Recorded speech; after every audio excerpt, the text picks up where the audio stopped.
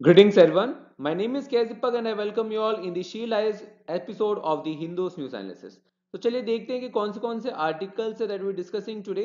So the first article is on the aspects of a Chinese leader by the name of Jiang Zemin, जो कि अभी मर चुके हैं.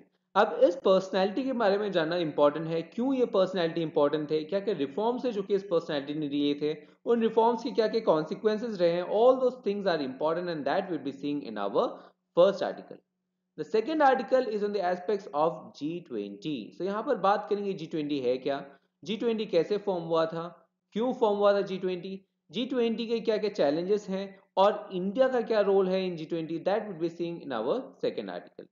The third article is on the aspects of genetically modified crops. तो यहाँ पर बात करेंगे जेनेटिकली मॉडिफाइड होता क्या है, जेनेटिक मॉडिफिकेशन कैसे आप करते हैं, क्या क्या इश्यूज है जेनेटिक मॉडिफिकेशन के, इंडिया में जेनेटिक मॉडिफिकेशन के क्या क्या सेफगार्ड्स हैं, जेनेटिकली मॉडिफाइड क्रॉप्स कौन से हैं, जेनेटिकली मॉडिफाइड क्रॉप्स को आप कमर्शियली कैसे यूटिलाइज कर सकते हैं. All those things will be seeing in our third article.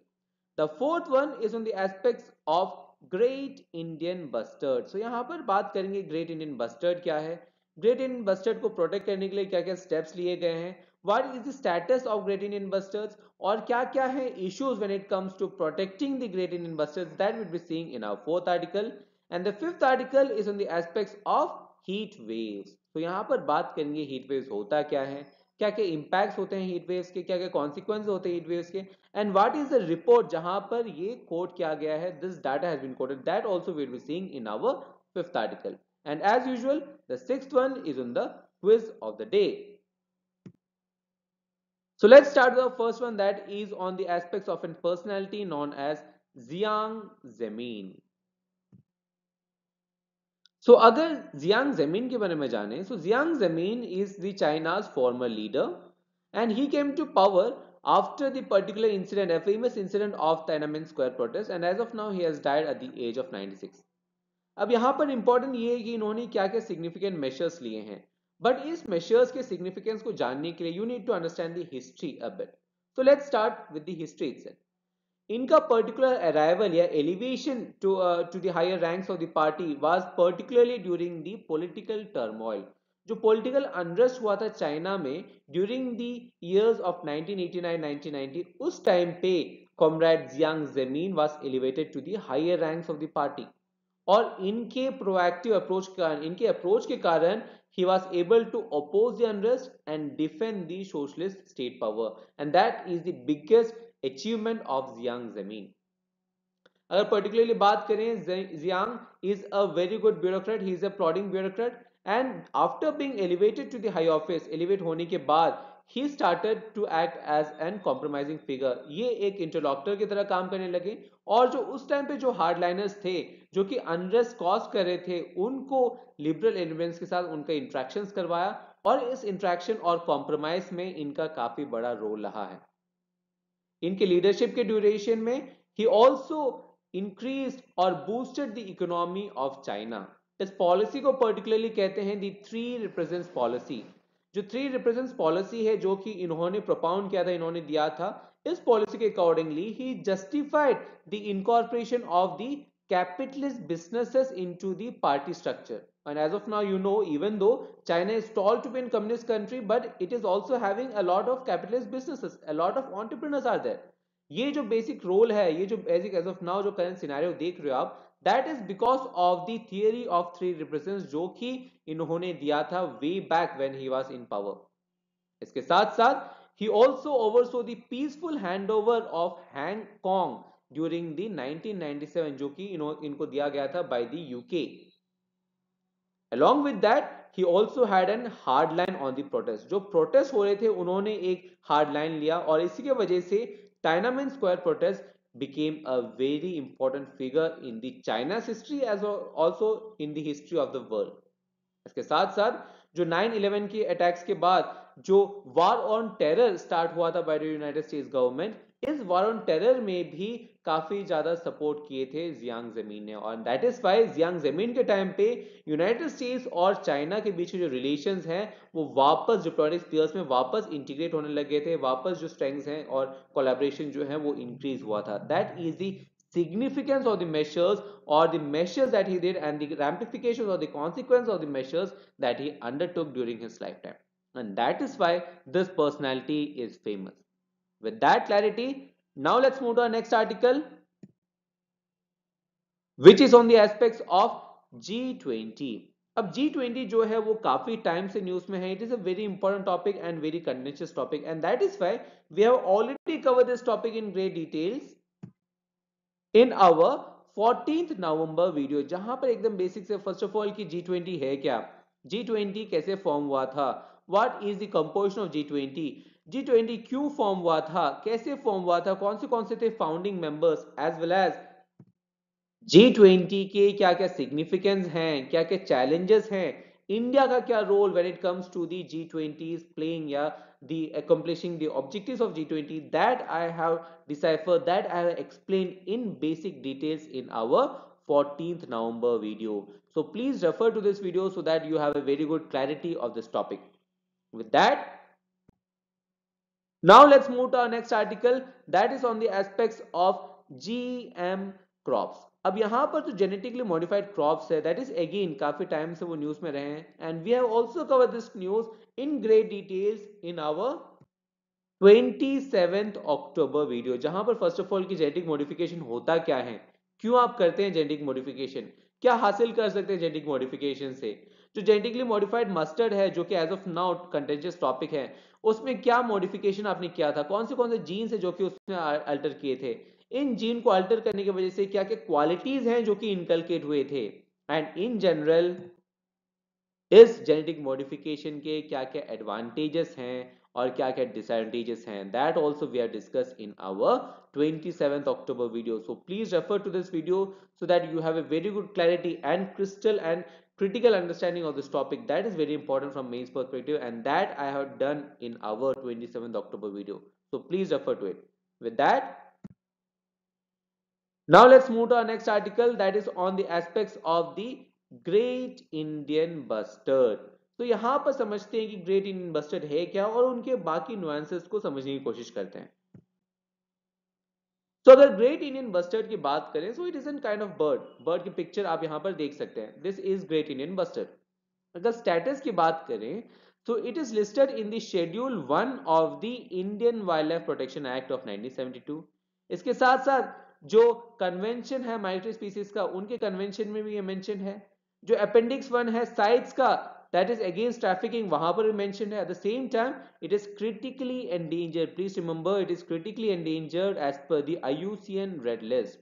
इसके साथ साथ there has been the national wildlife action plan, जहां पर इंटीग्रेटेड रिकवरी डेवलपमेंट प्रोग्राम में भी उनका एक मेजर रोल है. जो इंटीग्रेटेड डेवलपमेंट प्रोग्राम प्लान है जो कि ministry of environment and forest ने इनिशियल ईयर्स में ही रिकवर करे थे, इनिशियल ईयर्स में उन्हें स्टार्ट किए थे, उनमें भी ग्रेट इंडियन बस्टर्ड को इनकलकेट किया गया है, इंक्लूड किया गया है. So that is the conservation status of the GIB.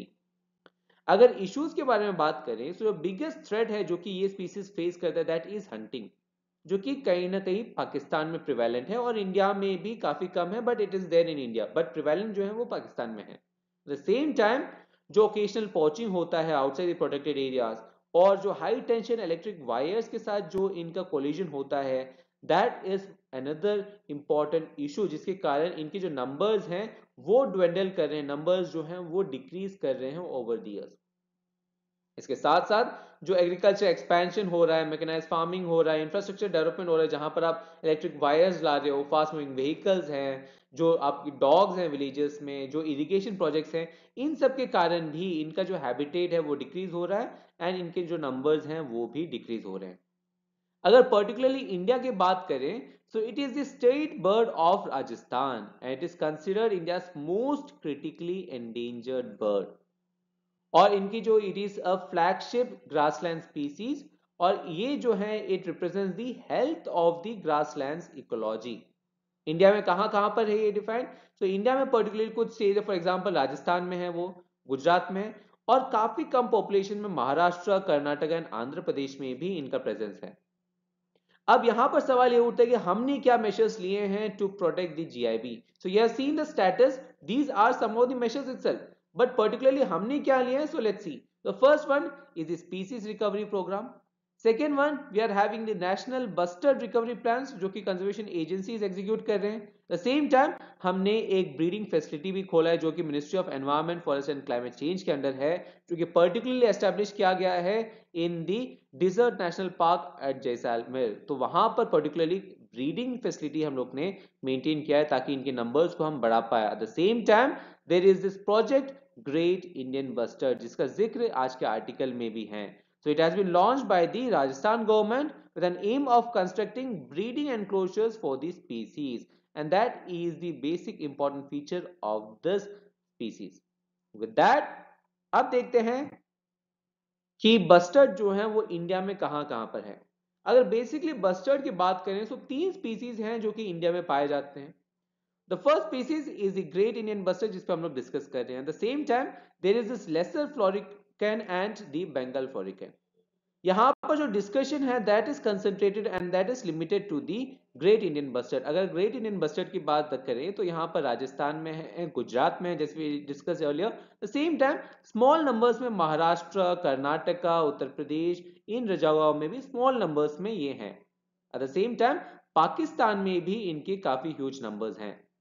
तो पाकिस्तान और इंडिया को एक मेजर कंजर्वेशन एफर्ट लाना है, then only you can survive और you can thrive the species. Otherwise ये जो स्पीसीज है ये एक्सटिंक्ट हो जाएंगे क्योंकि एज ऑफ नाउ ये वैसे ही क्रिटिकली एंडेंजर्ड है according to the IUCN red list. Now let's move to our next article that is on the aspects of heat waves. अगर पर्टिकुलरली हीट वेव्स के बारे में बात करें और जो वर्ल्ड बैंक की जो रिपोर्ट है उसे समझने के लिए we need to understand the basics कि first of all heat waves होता क्या है. So let's start with the basics itself. So the first question here is that what is an heat wave? So heat wave जो है it is a period of abnormally high temperatures. अगर ऐसा कोई period है जहां पर temperature काफी ज्यादा बढ़ जाता है that period is known as an heat wave. और ये काफी common phenomenon है जो कि इंडिया में लोग देखते हैं in the months of May and June. और किसी किसी जगहों में जुलाई में भी वो एक्सटेंड हो जाते हैं. अगर IMD की बात करें so it classifies heat waves according to the regions and their temperature ranges. और ये जो number of heat waves in days और इंडिया में it has increased over the years. So from 413 in 1990 it has increased to 600 in 2020. So this increase is because of the climate change. अब यहाँ पे सवाल ये है कि व्हाट इज द क्राइटेरिया कि जिस हिसाब से आप हीट वेव को डिक्लेयर कर सकते हो क्योंकि ऑलमोस्ट जो ambient temperature that is also increasing. तो क्या क्राइटेरिया है हीट वेव को डिक्लेयर करने के लिए? The first criteria here is कि heat wave is considered when the maximum temperature of a station, ये स्टेशन जहां पर आप मेजर करें टेम्परेचर को, maximum temperature of the station reaches at least 40 degrees for plains and at least 30 degrees for hilly regions. अब सवाल ये, अगर कई प्लेन्स में जो टेम्परेचर है नॉर्मल टेम्परेचर ही 40 है then so in that cases अगर टेम्परेचर बढ़ता है increases by 5 degrees or 6 degrees in the plains or in the hilly areas then it is known as heat wave. The same time अगर temperature ambient temperature बढ़ते जाता है then also the criteria differ. For example अगर किसी areas में temperature जो है वो 45 degrees है then an increase of 4 to 5 degrees can also be termed as an heat wave. और अगर आप 7 डिग्रीज बढ़ा देते हो from the normal temperature then it is known as an severe heat wave. अब देखते हैं कि ये हीट वेव के क्या क्या इंपैक्ट्स हो सकते हैं. तो काफी सारे इंपैक्ट्स हैं, काफी सारे रैम्प्लिफिकेशंस है हीट वेव्स के. The first one is the economic impacts. Economy कैसे इफेक्ट होगा? फॉर एग्जांपल यहां पर अगर हीट वेव्स होते हैं तो जो लोग हैं लोग काम नहीं कर पाएंगे, वो अच्छी तरीके से काम नहीं कर पाएंगे. जो डेली वेज वर्कर्स हैं वो उनकी जो प्रोडक्टिविटी है वो कम जाएगी, वो अच्छे से काम नहीं कर पाएंगे. और यहाँ पर ये वैसे लोग हैं जो कि पुअर है और मार्जिनलाइज्ड हैं. तो ये जो डिसएडवांटेज सेक्शन है ये और ज्यादा डिसएडवांटेज हो जाएंगे, उनमें जो टेंशन है, जो इकोनॉमी जो स्ट्रेन है, जो फाइनेंशियल स्ट्रेन है वो और बढ़ जाएगा. तो इसके कारण उनकी जो प्रोडक्टिविटी है वो कम जाएगी and that would impact the economy. Second, it would have an impact on the agriculture sector also. अगर डाटा की बात करें तो हरियाणा और पंजाब एंड उत्तर प्रदेश के जो फार्मर्स उन्होंने रिपीट किया था, उन्होंने रिपोर्ट किया था कि उनकी जो वीट क्रॉप है जो पास्ट रबी सीजन में जहां पर हीट वेव्स हमने अकाउंट किया था, हीट वेव्स हमने मेंशन किया था, वहां पर जो प्रोडक्शन है, जो प्रोडक्टिविटी है that has decrease by 6 to 7% and that is because of the heat waves. क्योंकि जो प्लान्स हैं they are not kind of adapted to this heat waves. और जब हीट वेव्स होते हैं तो उनमें जो हार्मोनल चेंजेस, जो केमिकल चेंजेस के कारण उनकी जो प्रोडक्टिविटी है वो चेंज हो जाती है, प्रोडक्टिविटी है वो कम हो जाती है, and that is having an impact on the agriculture sector. और जब एग्रीकल्चर सेक्टर में इंपैक्ट होगा, that impacts the food insecurity also, और जो कंट्री की जो फूड सिक्योरिटी है दैट बिकम्स इनसिक्योर। देन जो लाइफ स्टॉक्स हैं उनमें भी इफेक्ट दिखे जाते हैं। फॉर एग्जाम्पल जो कॉर्नेल यूनिवर्सिटी जो रिसर्चर्स है उन्होंने एस्टिमेट किया था कि 2100 तक जो मिल्क यील्ड है इंडिया में दैट को ड्रॉप बाय 25%। ये 25% कैसे होगा? 25% is particularly because of the increase heat stress, क्योंकि जो लाइफ स्टॉक्स है जहां से आप दूध निकालेंगे, जो काउज हैं उनमें से आप दूध निकालेंगे, that is also an consequence, that is as a result of hormonal changes, that is an chemical aspect. और हीट स्ट्रेस के कारण, हीट वेव्स के कारण ये जो नॉर्मल ऑर्गेनिजम्स हैं वो अच्छी तरीके से प्रोडक्शन नहीं कर पाएंगे मिल्क के, and that would decrease the dairy industry of India, and that would decrease the milk yield of India as such, and that has been estimated by the Cornell University. इसके साथ साथ there is an impact on the electricity usage. जब गर्मी बढ़ेगी सो cooling में भी काफी आप स्ट्रेस करोगे। और नॉर्थ इंडिया में जो एवरेज डेली पीक है अप्रैल में दैट वाज बाय 13%, और मई में इट वाज हायर बाय 30%। और ये क्यों हो रहा है? This is because of the heat wave. जब हीट वेव होता है तो जो कूलिंग के जो कंजप्शन है, कूलिंग इंस्ट्रूमेंट्स जो है एसी एंड अदर रेफ्रिजरेटर्स, उसकी जो यूसेज है वो भी बढ़ जाती है। जब वो यूसेज बढ़ रहा है तो जो इलेक्ट्रिसिटी है दैट इज ऑल्सो इंक्रीजिंग। इसके साथ साथ ह्यूमन मोर्टालिटी पे भी इंपैक्ट है। कुछ स्टैटिस्टिक्स की माने particularly by the Tata centre for development and university of Chicago, तो उन्होंने पर्टिकुलरली अनुमान लगाया है कि बाय द ईयर 2100 एनुअली, हर साल more than 1.5 million people would die because of the extreme heat जो कि इंडिया में हम लोग देखेंगे, and that extreme heat could be caused by the climate change. इसके साथ साथ जब हीट बढ़ेगा so there would be a lot of diseases that would be being because human beings are a mixture of chemicals, और chemicals जो हैं they are pH sensitive, they are temperature sensitive। और जब टेम्परेचर बढ़ेगा, heat stress बढ़ेगा तो आपकी body में भी इंपैक्ट्स होंगे। डायबिटीज हो सकता है, जो सर्कुलेटरी इश्यूज हैं, रेस्पिरेटरी इश्यूज हो सकता है, मेंटल हेल्थ इश्यूज हो सकता है, and that is very big issue. इसके साथ साथ जो वर्कर्स हैं वर्कर्स पे भी इंपैक्ट पड़ेगा। जैसे हमने देखा एग्रीकल्चर सेक्टर पे इंपैक्ट पड़ेगा, क्योंकि जो डेली वर्कर्स हैं वो काम नहीं कर पाएंगे, उनकी जो प्रोडक्टिविटी है वो कम जाएगी। तो इसके कारण जो ओवरऑल इकोनॉमी है दैट कुड क्रम्बल। और यहां पर जो सेक्शन है जिसके ऊपर मेजर बर्डन फील होगा that would be the weaker section, क्योंकि जो प्रिविलेज सेक्शन है they can afford the cooling instruments, they can afford refrigerators, they can afford the AC, but जो गरीब लोग हैं, जो वीकर सेक्शन है, दे कांट अफोर्ड इट। और वैसे लोग जो हैं वो ज्यादा सफर करेंगे इस हीट वेव्स के कारण। अब देखते हैं कि क्या हो सकता है वे फॉरवर्ड, क्या सॉल्यूशन निकल सकता है। First solution is to increase the public awareness. हम पब्लिक अवेयरनेस बढ़ा सकते हैं एंड अर्ली वार्निंग सिस्टम्स बढ़ा सकते हैं, ताकि अगर हमारे पास एजम्पशन है, अगर हमारे पास चांसेस है, प्रोबेबिलिटी है कि एज ऑफ नाउ या नेक्स्ट दिन में हीट वेव्स आने की संभावना है, then we can take such measures, we can take mitigating measures, we can take preventive measures, and that can survive, that can help to maintain the life and the financial stability of the weaker sections। Second, हम implement करें climate action plans. जब हम लोग climate action plans implement करेंगे, climate change जो है वो हम कम कर पाएंगे, ग्लोबल वार्मिंग जो है वो कम कर पाएंगे, एंड जो हीट वेव्स हैं जो कि एक कॉन्सिक्वेंस है क्लाइमेट चेंज के, वो हम कम कर सकते हैं। Other point is to replace the dark roof. तो ज्यादातर जो बिल्डिंग्स हैं वहां पर रूफ जो है वो डार्क होते हैं, जो रोड्स हैं वो, क्योंकि केमिकल जो यूज करते हैं that is black in nature, so इसके कारण जो रोड्स हैं वो ब्लैक होते हैं, और इसके कारण a lot of heat is getting absorb. और क्योंकि हीट एब्जॉर्ब होता है, जो सिटीज हैं, अर्बन एरियाज हैं, वहां पर जो टेम्परेचर है वो इंक्रीजेस ओवरऑल। तो हीट वेव्स होते हैं, एट द सेम टाइम जो एम्बिएंट टेम्परेचर वो भी इंक्रीज होता है। और इसके सॉल्यूशन में हम क्या कर सकते हैं, काफी सारे कंट्रीज में देयर इज एन इनिशिएटिव जहां पर वो रूफ में डार्क रूफ को यूज नहीं करके व्हाइट रूफ यूज कर रहे हैं, या सड़कों में वो ब्लू पेंट कर रहे हैं। That initiatives has been done by various middle eastern countries, that similar initiatives we can also use. Same time we can bring in climate resilient crops. अगर जेनेटिक मॉडिफिकेशन के थ्रू हम लोग climate resilient बना दे crops को, तो जो food security है वो हम सस्टेन कर पाएंगे, जो इकोनॉमी है वो क्रम्बल नहीं करेगा, we can fulfil our basic requirements. Same time पे हमें सस्टेनेबल कूलिंग की जरूरत है। जो पैसिव कूलिंग टेक्नोलॉजी है उसकी हमें जरूरत है, उसकी स्ट्रैटेजी हमें बनानी चाहिए, वेंटिलेशन जो है वो हमें बनाना चाहिए, क्योंकि एज ऑफ नाउ जो नए बिल्डिंग्स हैं वो प्योरली वेंटिलेशन पे काम करता है, वो प्योरली आपके एयर सर्कुलेशन एसी पे काम करता है, और यहाँ पर वेंटिलेशन काफी कम होता है जो कि हम लोग अर्बन सिटीज में देखते हैं। और इसमें क्या कर सकते हैं हम लोग, वेंटिलेशन अगर आप प्रोवाइड करोगे तो एसी की रिक्वायरमेंट नहीं होगी, रेफ्रिजरेशन की रिक्वायरमेंट नहीं होगी, तो उससे इलेक्ट्रिसिटी की जो कंजम्पशन है वो भी कम होगी और कूलिंग जो है वो भी सस्टेनेबल होगा। और इसी के चलते we are having an plan known as the India cooling action plan, जिसका जिक्र वर्ल्ड बैंक ने भी किया है इन देयर रिपोर्ट।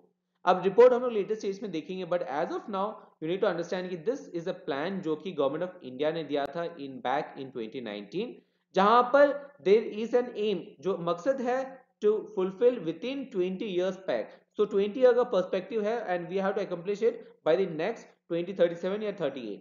So यहाँ पर जो प्लान है that is to seek to reduce the cooling demand across the sectors by 20% to 25% by the year 2037 to 2038, that is 20 years.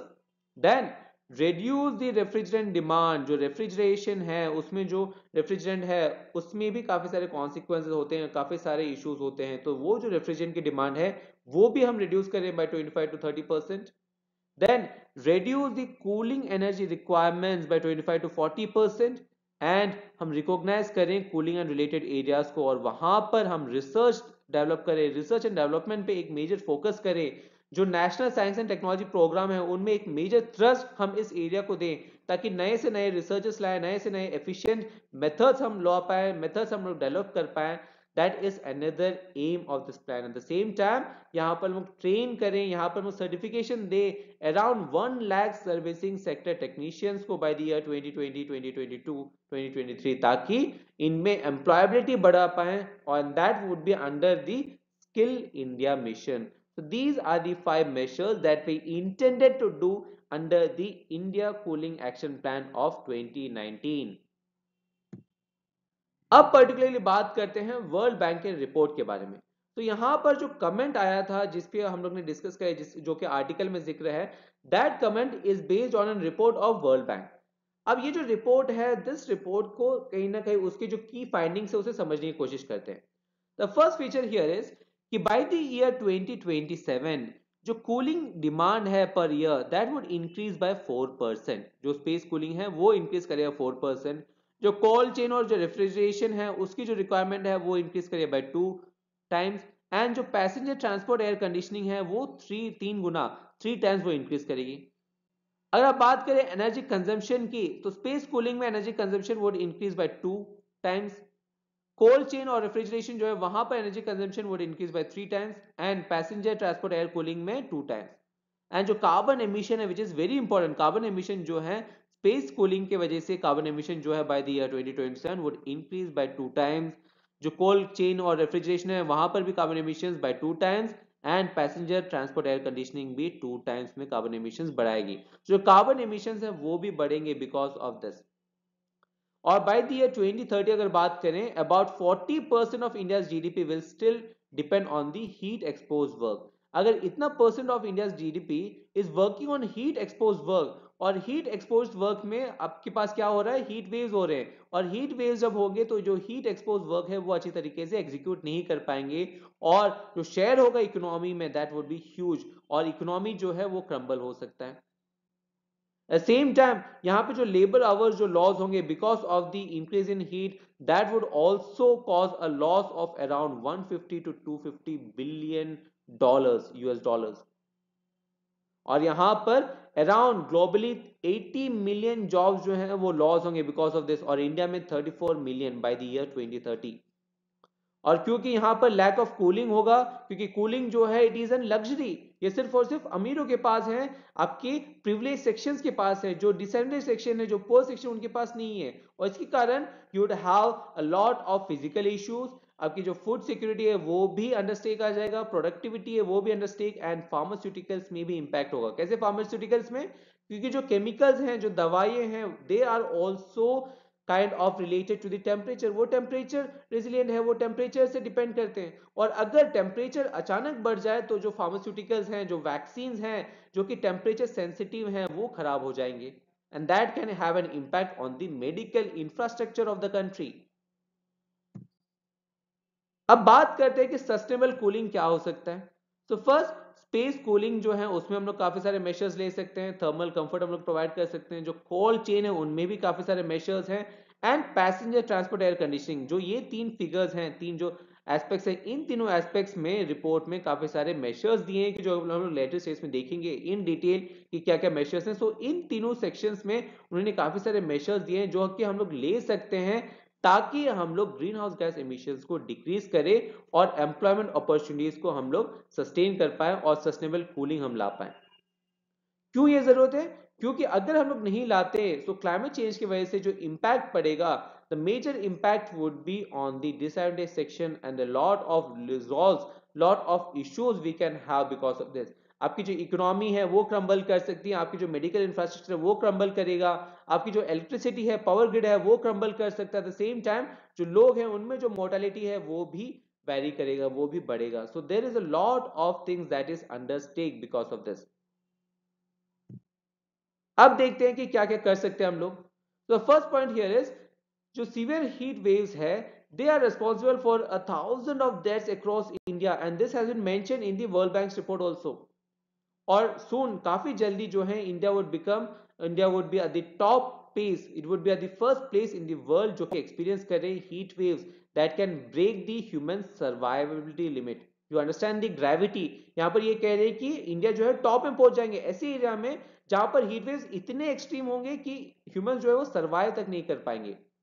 जो G20 के जो क्लाइमेट रिस्क एटलस है वहां पर पर्टिकुलरली कहा गया है, they have warned that in the year 2021 जो heat waves है across India were likely to last 25 times longer by the year 2036 to 2065. अगर जो कार्बन emissions हैं still remain high करते हैं, still जो current carbon emissions के रेट पे अगर बढ़ता है, then times जो है the number of times by which the heat waves या affinity of heat waves या probability of heat waves would increase is 25 times. Another point here is जो टेम्परेचर राइज है दैट इज अक्रॉस इंडिया. जब temperature rise होगा जो demand है वो भी बढ़ेगा. जब डिमांड बढ़ेगा कूलिंग का, जो इलेक्ट्रिसिटी है दैट वुड आल्सो इंक्रीज. और अकॉर्डिंग टू एनालाइज जो है आपके आईसीएपी के accordingly only 8% of the Indian house hold on air conditioning, क्योंकि इंडिया में air conditioning is an privilege, it is an luxury. सिर्फ और सिर्फ 8% लोगों के पास है. तो जो बाकी के 92% लोग हैं ये सफर करेंगे because of the heat wave. Another point here is कि जो हीट जो इंक्रीज होगा across India that can jeopardize the economic productivity. India के वर्कफोर्स की बात करें तो 75% ऑफ द वर्कफोर्स ऐसे लोग हैं जो कि हीट एक्सपोज लेबर में हैं. तो क्योंकि ये हीट एक्सपोज लेबर करते हैं तो अगर हीट वेव्स हो तो ये अच्छी तरीके से अपने काम एग्जीक्यूट नहीं कर पाएंगे. और जब ये लोग जो कि 75% अकाउंट कर रहे हैं इंडिया वर्कफोर्स वो काम नहीं कर पाएंगे, सो इंडिया की जो इकोनॉमिक प्रोडक्टिविटी है वो कम हो जाएगी. इसके साथ साथ जैसे मैंने इनिशियली कहा, it can also have an impact on the food security, क्योंकि जो फूड है जो क्रॉप्स हैं they are also dependent on the temperature. और जब टेम्परेचर बढ़ेगा तो वो प्रोडक्टिविटी डिक्रीज करेगी. अगेन क्रॉप्स में भी प्रोडक्टिविटी डिक्रीज होगा, आपकी जो डायरी सेक्शन है डायरी सेक्शन में भी, लाइवलीहुड्स में भी, हर एक सेक्शन में it would have an impact not only on humans but also on other organisms, flora and fauna. और इसकी वजह से जो आपकी फूड सिक्योरिटी है that can come under stake and health security can also come under stake. अब देख सकते हैं कि क्या क्या रिकमेंडेशंस है जो कि इस रिपोर्ट में दिए गए हैं. तो जैसे मैंने इनिशियली कहा, यहां पर जो रिकमेंडेशंस है they are segregated according to several sections. Particularly space cooling के बारे में बात करें तो स्पेस कूलिंग में वो कहते हैं हमें अपडेट करना चाहिए अफोर्डेबल हाउसिंग. और यहाँ पर उन्होंने अप्रिशिएट किया है प्रधानमंत्री के काफी सारे इनिशिएटिव्स जहां पर हम लोग हाउसिंग सर्विसेज प्रोवाइड कर रहे हैं. तो वो कहते हैं कि अगर हम लोग अफोर्डेबल हाउसिंग पॉलिसीज ला पाए, इन हाउसेस में अगर हम लोग क्लाइमेट रेजिलियंट इंफ्रास्ट्रक्चर जो है वो डेवलप कर पाए, कूलिंग के लिए नॉर्मल वेंटिलेशन हम लोग डेवलप कर पाए, उससे हम लोग प्रमोट कर पाए, तो जो मेजर गोल है वो हम लोग कंट्रोल कर सकते हैं. जो थर्मल कंफर्ट है वो हम लोग प्रोवाइड करवा सकते हैं वीकर सेक्शंस को भी. सेम टाइम हमें जो साइंस एंड टेक्नोलॉजी के जो इनिशिएटिव्स हैं उसे हम लोग अलाइन करना चाहिए ताकि नए मोर एफिशिएंट टेक्नोलॉजीज को हम लोग डेवलप कर पाए. और हमें एक नेशनल पॉलिसी की जरूरत है जहां पर हम लोग डिस्ट्रिक्ट कूलिंग प्रोवाइड करेंगे, डिस्ट्रिक्ट कूलिंग सर्विसेज प्रोवाइड करेंगे, जहां पर जो आपके जहाँ ऐसे ऐसे जगह जहाँ पर डेंसिटी काफी जगह हो, डेंसिटी पॉपुलेशन की ज्यादा हो या इकोनॉमिक एक्टिविटी हो, वहां वैसी जगहों में हमें कूलिंग सिस्टम्स प्रोवाइड करने चाहिए। ऐसे सिस्टम्स जो कि क्लाइमेट रेजिलिएंट हो, जो कि मच मोर रिन्यूएबल हो, मच मोर क्लाइमेट रेजिलिएंट हो, वैसे टेक्नोलॉजीज को हमें डेवलप करना चाहिए। That is the key recommendation. अगर कोल्ड चेन की बात करें या रेफ्रिजरेशन की बात करें तो वो कहते हैं कि हमें स्मॉल स्केल में डिसेंट्रलाइज कोल्ड चेन्स की जरूरत है, इंटीग्रेटेड नहीं बट स्मॉल स्केल में डिसेंट्रलाइज की। और द सेम टाइम हमें यहाँ पर लॉट ऑफ वैल्यूडेशंस भी करनी चाहिए और प्रिजर्वेशन पे हमें फोकस करना चाहिए। और यहाँ पर जितने भी कमिटीज हैं जो कि ओवर द इयर्स काफी सारे फाइंडिंग्स दिए, उन फाइंडिंग्स को हमें अगेन कोलैबोरेट करके उन फाइंडिंग्स को हमें इंप्रूव करना चाहिए और उन्हें हमें इनकलकेट करना चाहिए, उन्हें हमें मेटेरियलाइज करना चाहिए। That is something that they are told.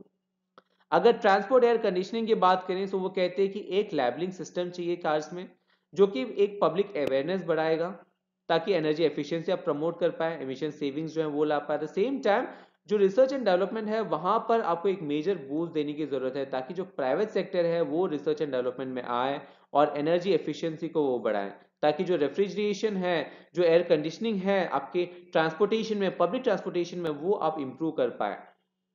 Another feature is the refrigerants. तो हमने देखा कि आईसीएपी के अकॉर्डिंगली हम लोग ने कहीं ना कहीं हम लोग ने बताया कि आईसीपीए में कि हम लोग रेफ्रिजरेशन जो है या रेफ्रिजरेंट एजेंट्स जो है वो हम लोग कम करेंगे by particular amount by particular year. और यहाँ पर ये कहते हैं कि जो रेफ्रिजरेंट्स हैं उसे हमें कम करना चाहिए और इसके लिए they have appreciated our ICAP, that is the India cooling action plan.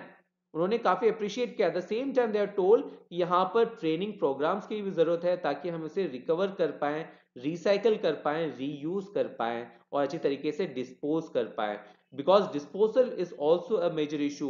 जो वेस्ट जनरेट हो रहा है उससे अच्छी तरीके से डिस्पोज करना चाहिए, otherwise it would have an impact on the nature. और ये ना हो इसलिए डिस्पोजल के लिए भी हमें ट्रेनिंग करनी चाहिए। और जब आप ट्रेनिंग प्रोवाइड करोगे so you make sure that उनकी जो एम्प्लॉयबिलिटी है वो एम्प्लॉयबिलिटी बढ़ रही है। और जब employability बढ़ाओगे so you would be increasing the employment of the country, you would be increasing the economy of the country. So that is the key recommendations. With that, अब देखते हैं quiz of the day. So the first question here is with regards to the national credit framework. The second question here is with regards to the India's digital ecosystem for agriculture, जिसे abbreviate करके कहते हैं as IDEA. Again, both these questions are current affairs based. So in questions को attempt करें और इन questions के जो answers हैं along with the explanations would be provided to you in the video's description, as well as जो PPT है जिसके ऊपर एनालिसिस किया, that also in the form of PDF you will get in the videos description, the link of which you can find in the videos description. So stay tuned for more content. Work hard, study hard, but most importantly, stay safe. We'll be doing the same for you guys. See you tomorrow.